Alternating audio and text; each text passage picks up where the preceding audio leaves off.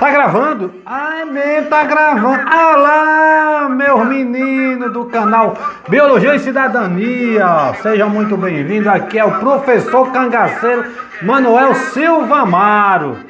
E hoje nós vamos trabalhar, hoje nós vamos conversar sobre organelas citoplasmáticas, organelas celulares. Hoje é o nosso assunto de hoje. Nós vamos falar sobre membrana plasmática, entendeu? Membrana plasmática, retículo endoplasmático liso e rugoso. E nós vamos ver também a parte de aparelho golgiense ou complexo de Golgi, mitocôndrias, lisossomos, ribossomos, centríola. Então nós vamos ver todas essas organelas e vamos ver as suas funções para você. Se você quer passar no vestibular, se você quer fazer Enem e quer ser bem sucedido, você quer ser bem sucedido no Enem, você precisa estudar. E não é só biologia, tem que estudar matemática, química, física, geografia, história, português e um monte de coisa. Mas aqui comigo é biologia. E você vai estudando biologia, eu vou tirar suas dúvidas. Esse vídeo é um resumão sobre as organelas citoplasmáticas. E aí você vai entender bem melhor as suas funções. Entendeu? Eu quero sorriso e muita alegria na sua cara, no seu rosto, da sua mãe, do rosto da sua mãe, do seu pai, dos seus parentes, quando você for aprovado. Então fica aqui comigo que nós vamos ver agora. Você vai ficar com a telinha, meus queridos.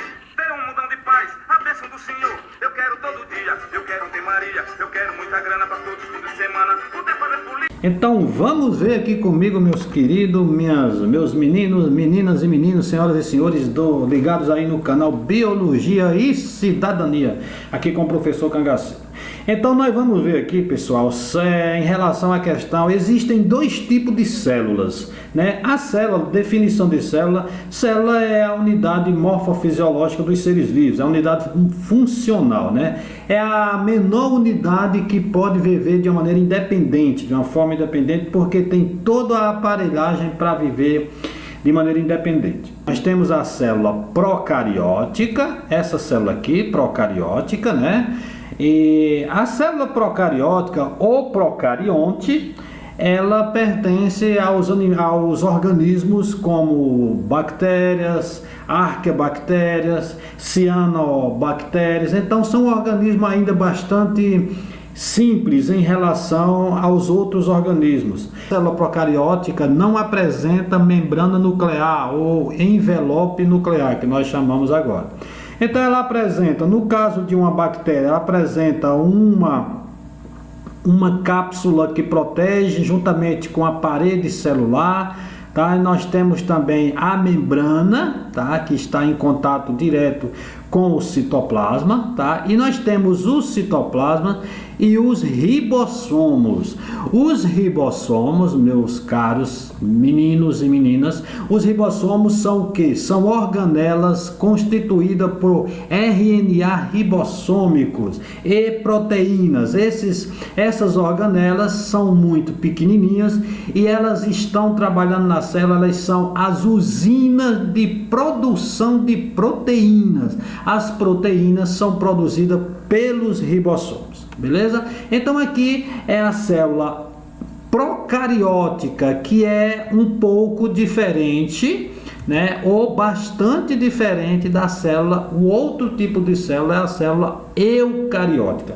A célula eucariótica ou eucarionte, ela já é uma célula bastante complexa em relação à célula procariótica, onde você pode ver aqui que ela já tem várias organelas, tá? Que nós temos a membrana plasmática, que tem em todas as células. Nós temos aqui mitocôndria, nós temos centríolos, lisossomos, vacúolos, nós temos também retículo endoplasmático, liso e rugoso, complexo golgiense, o aparelho de Golgi, e principalmente aqui uma das diferenças marcantes em relação à célula eucarionte e à célula procarionte é a presença de um núcleo individualizado, onde existem vários cromossomos, enquanto na célula procarionte só existe um cromossomo gigante no material genético, que não está envolvido por carioteca, que está aqui a membrana nuclear. Hoje nós não chamamos mais de membrana nuclear,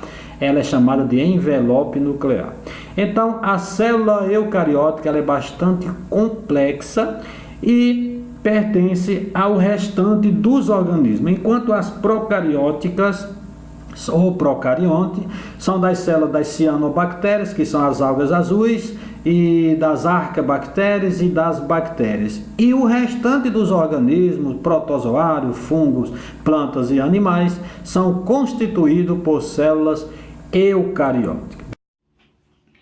Então, meu menino, resumindo aqui, quais são as principais diferenças entre uma célula procarionte e uma célula eucarionte? A célula procarionte não tem sistemas de membrana, não tem organelas membranosas, tá? E a célula eucarionte tem. A célula procarionte não tem núcleo individualizado, não tem núcleo protegido por membrana, tá? E não apresenta organelas, apenas a procarionte só apresenta os ribossomos, que são as fábricas de produção de proteína, beleza? Então, resumindo aí a diferença entre uma célula procarionte e uma célula eucarionte. A procarionte são as células dos organismos unicelulares, como bactérias, cianobactérias e arqueabactéria. E as células eucarióticas pertencem ao restante dos organismos. Tranquilo? Belezinha? Vamos para frente! Agora nós vamos ver a membrana plasmática. Vamos começar com a membrana plasmática. Membrana plasmática, ela existe em todas as células, tá? Tanto eucariótica como procariótica. Então ela existe em todas as células, beleza? Então nós temos aqui a membrana plasmática, que envolve a célula, tá? E nós temos aqui também um modelo da membrana plasmática que nós podemos ver, tá? Nós podemos ver aqui que a membrana plasmática ela tem uma característica própria e ela é constituída de vários componentes. Os componentes da membrana plasmática são principalmente lipídios da classe dos fosfolipídios e proteínas. Aqui nós temos os lipídios e aqui nós temos as proteínas. Ligados aos lipídios ou as proteínas, nós temos carboidratos que fazem parte do glicocálix da membrana, tá? E esses carboidratos estão ligados, quando eles estão ligados à proteína, chamamos de glicoproteína, né? O conjunto, o complexo carboidrato-proteína. E quando eles estão ligados ao lipídio da membrana, nós chamamos de glicolipídio. Além de proteínas, glicolipídios, lipídios, fosfolipídios, nós temos também colesterol na membrana, mas o colesterol só está presente em membranas de células animais. Para que serve a membrana plasmática, a membrana celular? A membrana celular, como eu falei, ela é constituída de fosfolipídios e proteínas, carboidratos ligados a proteínas e fosfolipídios, constituindo os glicoproteínas e os glicolipídios, respectivamente, como também tem colesterol apenas nas células animais. A função da membrana plasmática, primeiro, delimitar a célula das outras, do seu ambiente externo, né? Proteger a célula, principalmente no caso de organismos unicelulares, tá? Delimitar a célula no ambiente dos tecidos, fazer a união entre as células através de especializações da membrana. A membrana tem especializações que faz com que as células nos tecidos fiquem unidas, né?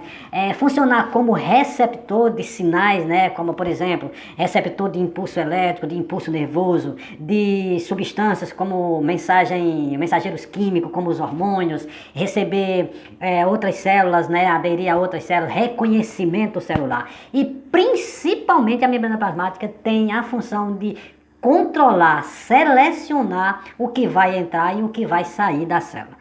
Presta atenção. Beleza? Então vamos para frente, pessoal. Então nós vamos falar agora dos ribossomos que estão dispersos no citoplasma, tá? E tem ribossomos também, se você prestar atenção aqui, ó.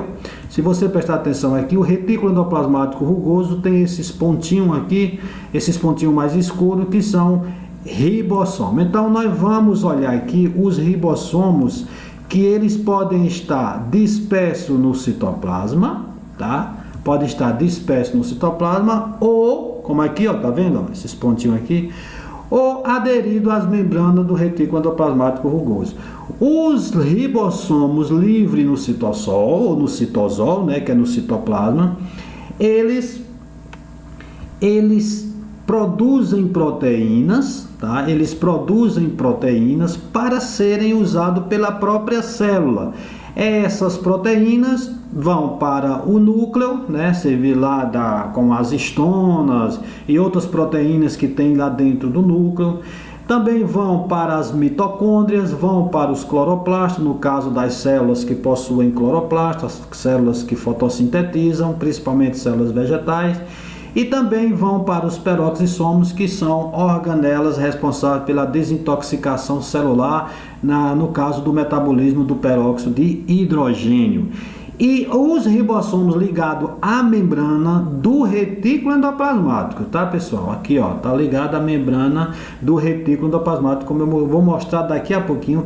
Esses ribossomos ligados à membrana do retículo endoplasmático, eles produzem proteínas para a membrana plasmática, para os lisossomos, que os lisossomos possuem várias proteínas, que eles são organelas proteolíticas, ou então são organelas que têm enzimas digestivas que vão digerir alguns materiais, e também para as vesículas secretoras que são produzidas pelo complexo de Golgi. Então, ribossomo ligado à membrana, elas produzem proteína para exportação através das vesículas secretoras, membrana plasmática e lisossomo, enquanto ribossomos livres no citossol produzem proteína para o próprio consumo da célula. Beleza? Então, vamos para frente. Agora nós vamos falar do retículo endoplasmático rugoso e do retículo endoplasmático liso. O retículo endoplasmático rugoso, ele está continuamente ligado à membrana, à porção externa do envelope nuclear. Veja que a membrana externa do núcleo, ela é contínua com as cisternas do retículo endoplasmático rugoso.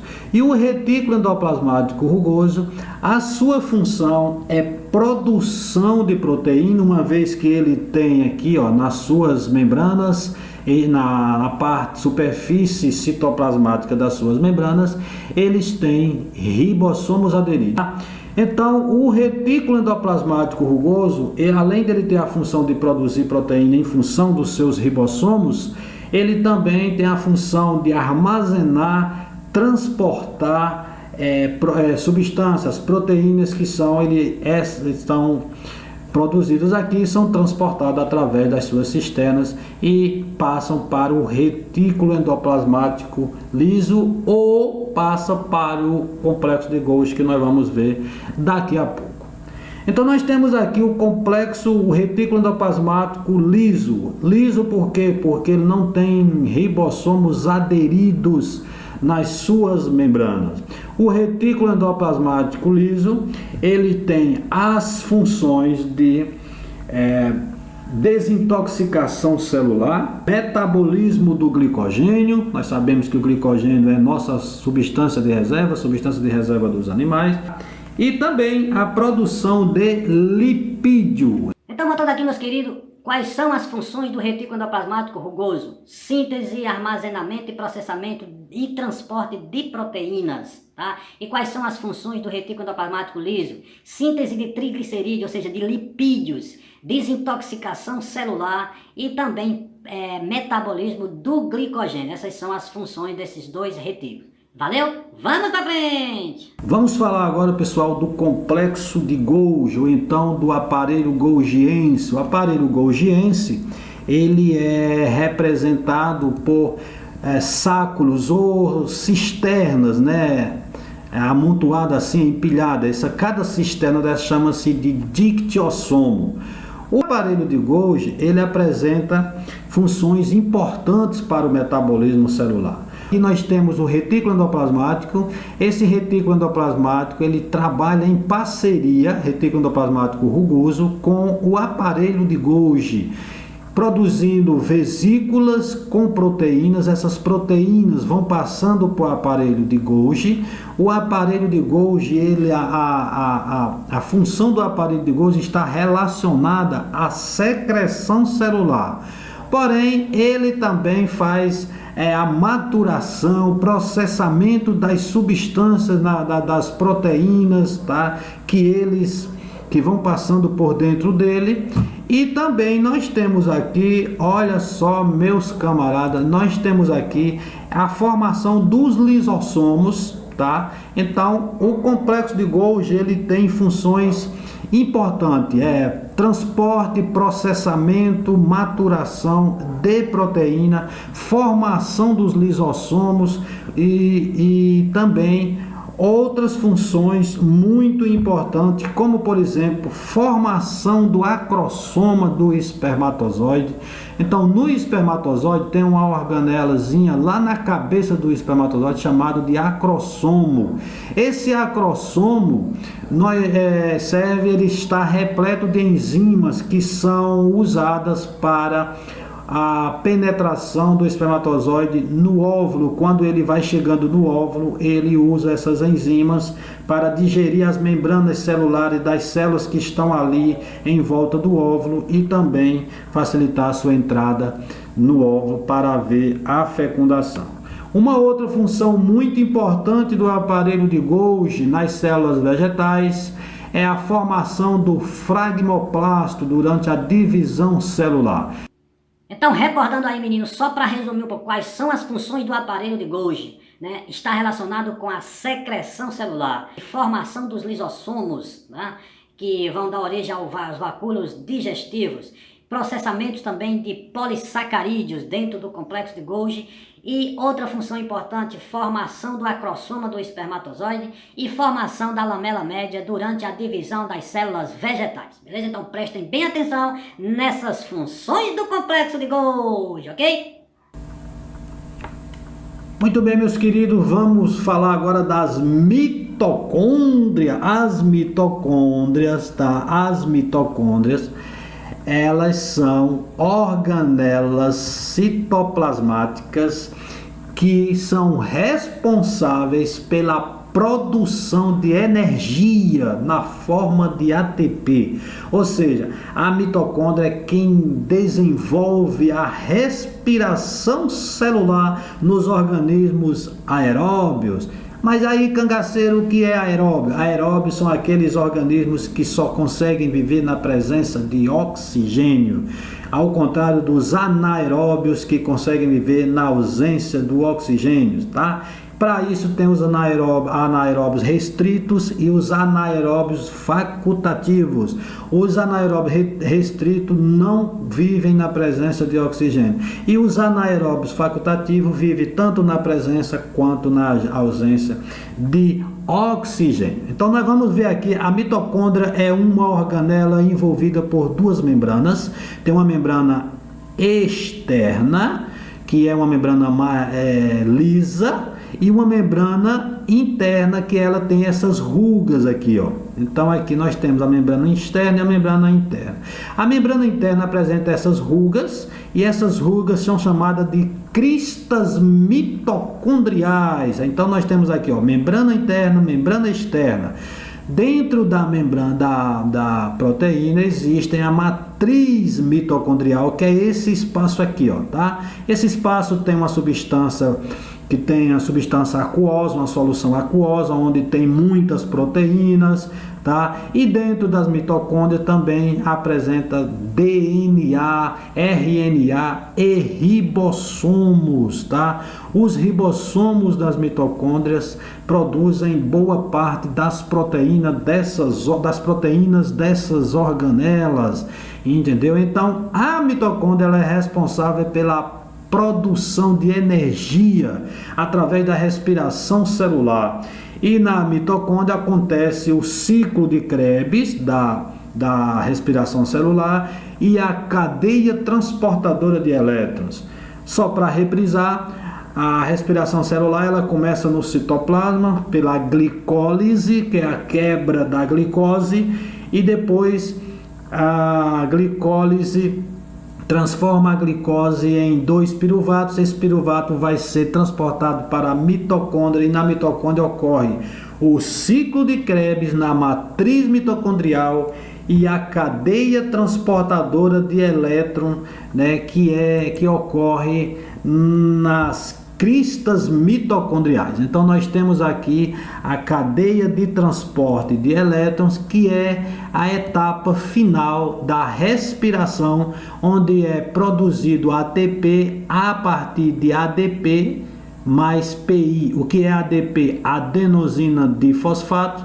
PI é fosfato inorgânico e é produzido ATP na mitocôndria a partir de ADP e PI. E ATP é adenosina trifosfato. Então, meus meninos, meus alunos aqui do canal Biologia e Cidadania, qual é a função da mitocôndria?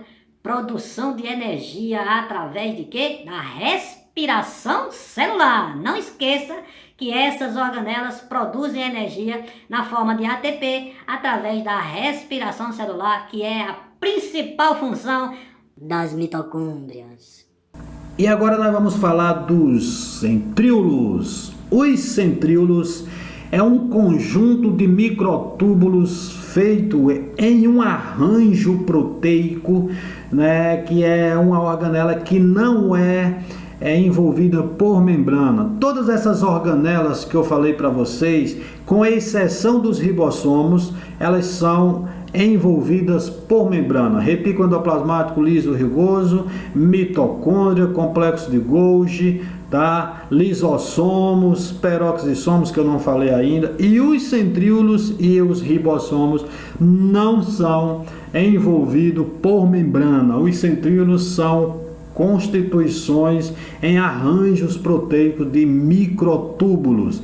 E qual é a função dos centríolos? Os centríolos, eles são constituídos de proteínas tubulinas, né? Estão no arranjo de microtúbulos.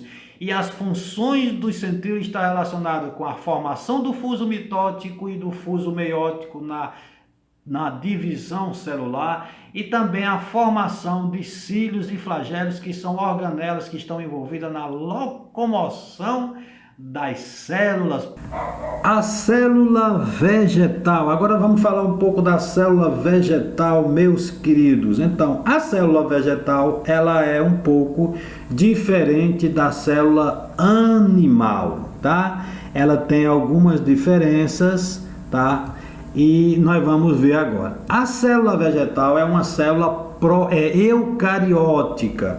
Então ela apresenta as mesmas coisas e outras más. Então nós temos aqui a célula vegetal, ela apresenta o núcleo, no complexo, o retículo endoplasmático liso e rugoso, as mitocôndrias, o aparelho de Golgi, tá? Aqui as mitocôndrias, tá? Aqui, ó, mitocôndria, aparelho de Golgi, aqui, ó, aparelho de Golgi, complexo de Golgi, o citossol. E diferentemente das células animais, ela apresenta um enorme vacúolo. Esse vacúolo está relacionado à regulação osmótica da célula. E também, diferente das células animais, ela apresenta a parede celular. Tá vendo aqui, ó? Célula animal não tem parede celular. A parede celular das células vegetais é constituída de celulose e hemicelulose. A celulose é um polissacarídeo que constitui a madeira. A madeira é produzida a partir da parede das células vegetais, tá? E o papel também, o papel aí do seu caderno, do seu livro, e tudo é feito de celulose. E a parede celular é feita de celulose. Então ela tem, diferentemente da célula animal. Professor Cangaceiro, mas a bactéria também tem parede celular, que o senhor mostrou no começo. Sim, tem parede celular, mas a parede celular da bactéria não é constituída de celulose, e sim de proteoglicano, é uma mistura de proteínas com carboidrato, tá? Diferentemente dessa constituição aqui. As células vegetais possuem também uma organela que nós chamamos de cloroplasto. Os cloroplastos são organelas que são responsáveis pelo processo de fotossíntese. O cloroplasto ele tem uma membrana externa, tá? Uma membrana externa, tá aqui, ó. E uma membrana interna. Essa setinha aqui tá errada. A membrana externa é essa aqui, ó, tá? E uma membrana interna, diferentemente da mitocôndria, que a membrana interna é enrugada, as duas membranas aqui são lisas, tá? Então aqui dentro do cloroplasto tem um estroma, que é esse interior aqui, ó, e temos essas pilhas parecidas com moedinha, que são chamados de tilacoides. É aqui nos tilacoides onde acontece a fotossíntese. E o que é a fotossíntese? É a produção de matéria orgânica. Então, meus meninos, olhando aqui para mim, vocês podem ver, não sabem? A função dos cloroplastos é o que? A função dos cloroplastos é produzir matéria orgânica através do processo de fotossíntese. E a função das mitocôndrias é produzir energia na forma de ATP através do processo de respiração celular, beleza? Muito bem, meus queridos, esse foi mais um vídeo do canal Biologia e Cidadania. Espero que vocês tenham gostado. E se você não se inscreveu se você não se inscreveu no canal Biologia e Cidadania, não sabe, se inscreva para ajudar o canal a divulgar, dê o seu like, tá? E porque você só assistiu os vídeos e não se inscrever, aí é muita sacanagem, minha gente. Eu tô aqui com o professor Cangaceiro. Dê o seu like, compartilhe os vídeos. É sempre um grande prazer estar aqui com vocês. E até o próximo vídeo. E deixe nos comentários suas dúvidas ou qualquer questionamento. E até mais!